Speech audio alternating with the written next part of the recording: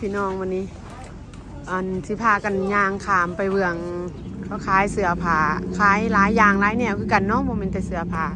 ย่างอีกฝากเบื้องนั้นมันนี่ทางที่ว่าขามมาเบื้องนึงนั่นแหละแต่มาเบื้องนี่ก่อนเบื้องเฮายางดังจากนั้นก็สิกลับไปขึ้นเพราะว่ารถจอดอยู่ฝากเบื้องนั้นเนาะเดี๋ยวสิพาพี่พาน้องยางไปเบื้องนั้นต่อวันนี้ขามทางไปก่อน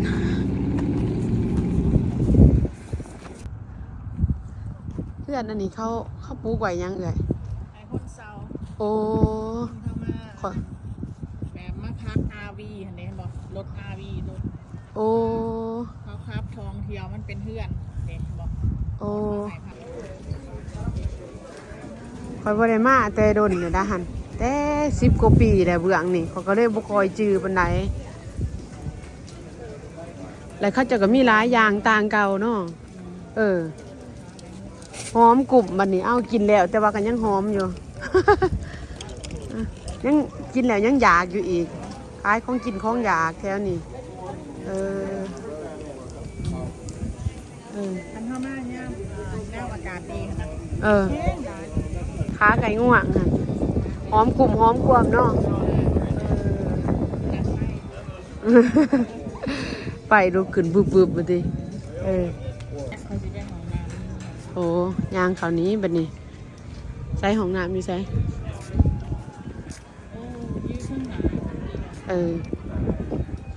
ไปทางหัวมือโอ้ไปหากันไปดอกหาอันนี้โอ้ยวันนี้หัวทางโอ้ผ่านมายามนั่นทันบ่ย่ามอากาศดีทางยางกับบ่มีคนหลายเบื้องนี้หันแต่โดนแล้วบ่ได้มาดอกโอ้หลายอย่างเนาะอยู่ในพุ่นเนาะอันนี้ข้าวฟ้าเครื่องใหม่โอ้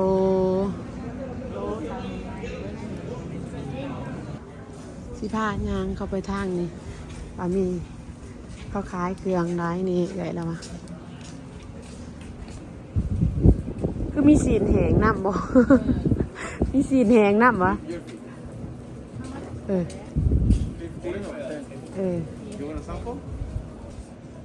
เรามีไห่ซีมอีกซีมเมืองเลยแซ่บบ่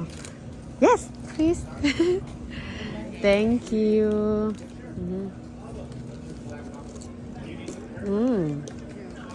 แซ่บอยู่เนาะ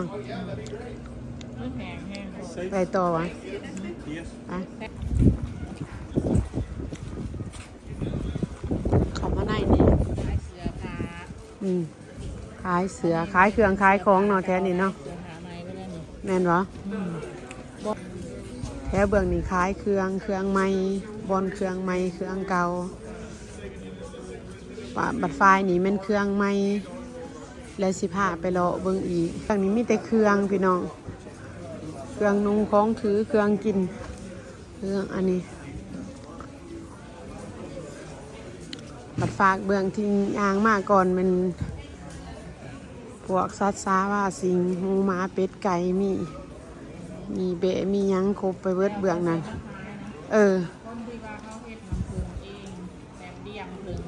โอ้หันบ่แบบอยู่ฝั่งนี่บ่โอ้อันมันนำผึ้งเฮ็ดอยู่ฟ้ามาสั่นโอ้กะคักคือกันได้เนาะเบื้องนั้นเห็นอันนึงเห็นหาดนึง$20ต่ออันของแนวอันน้ำผึ้งสดเนาะ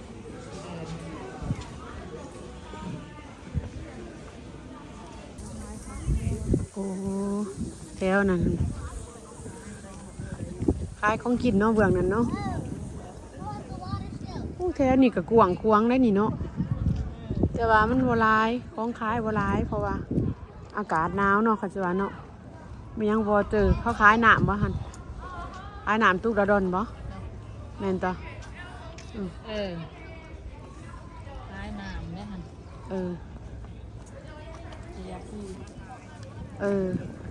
ขายในรถฟู้ดทรัคเนาะมีเวิร์ดคือกันได้เห็นทุกอย่างน้ำในอีหยังมีเวิร์ดย่างไปเรื่อยๆอากาศเย็นก็จนอุ่นยางไปยางมา ฮะยางไปยางมาจนอุ่นเอง เออคุณคุณ จากที่เย็นอืมแต่ว่าจะสิซื้อคอนดอกบ่ ซื้อก้นดอกเมื่อไหร่เด็กน้อย เออ ก้นดอกอันนี้เขาเฮ็ดแซ่บ แมนสิซื้อคือกันมาให้ ซื้อเมื่อไหร่ละโจ มาต่อทัดโจเด่นจ้ะสิพากันมาเอาเด้อเอาอาหาร เมื่อตอนลูกตอนร้าน เอาคอนดอก ลองวันเมื่อไหร่เย็นชิโก้ก็ได้อันไหนจะเอาจาน อันหนึ่งอือฮะ More corn dogs? Yeah, one for her, my So- soul. อือฮึ So 4 total? Yeah, four for me. One She for want her? one. yes please thank you อันหนึ่งละ$8แล้วก็จะเฮ็ดสดๆใหม่ๆโดด เออ เออ 9, 10, 10, like 20. thank you อ่ะ Won't be long, about 2.5 minutes. That's โอเค yeah, 2.5 minutes. ไปนางถาดิไปนางถา2 นาที3 นาทีก็แล้วว่าซั่นอือฮะมานางถาก่อนจังได๋เขากระเดวออเดอร์แล้วก็นางถาเพราะว่าเฮ็ดใหม่ๆเลย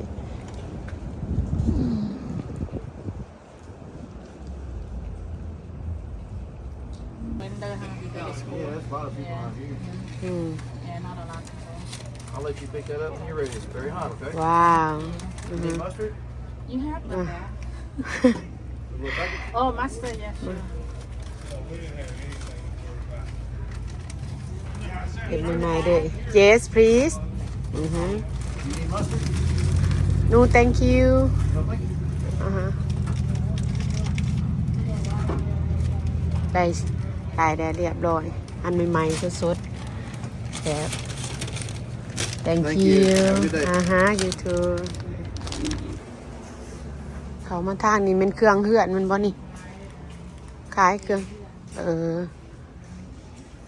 ขายแนวเอเฮือนเบื้องนี้คนมา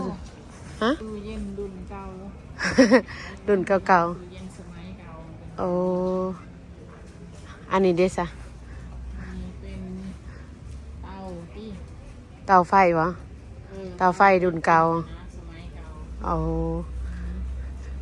เครื่องเก่าเครื่องรุ่นตะกี้ มันเป็นแอนทีเป็น อืมอันนี้ของโบราณของเก่าแก่เนาะเออมีแต่อันนี้แนวแปลกๆเครื่องนุ่งของถือเงียบๆเบื่อๆนี่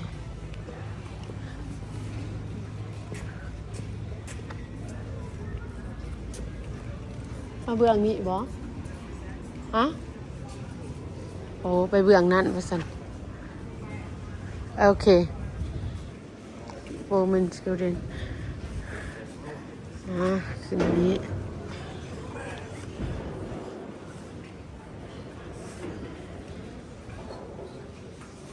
โอ้มีกระตายอีหยังอีกงามเด้อเนาะ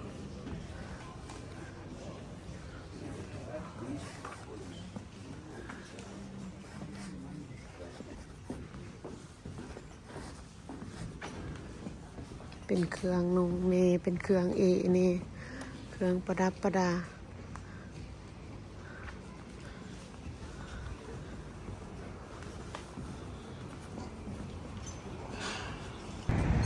ออกมาหนทางเลยสิพากันกลับแล้วบัดนี้นี่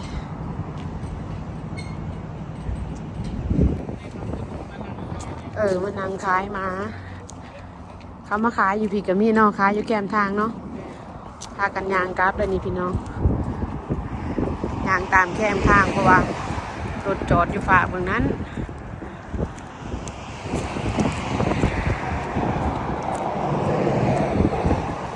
ตู้นี้สิซอสของ เครื่องเองเพื่อนเองยางเต็ม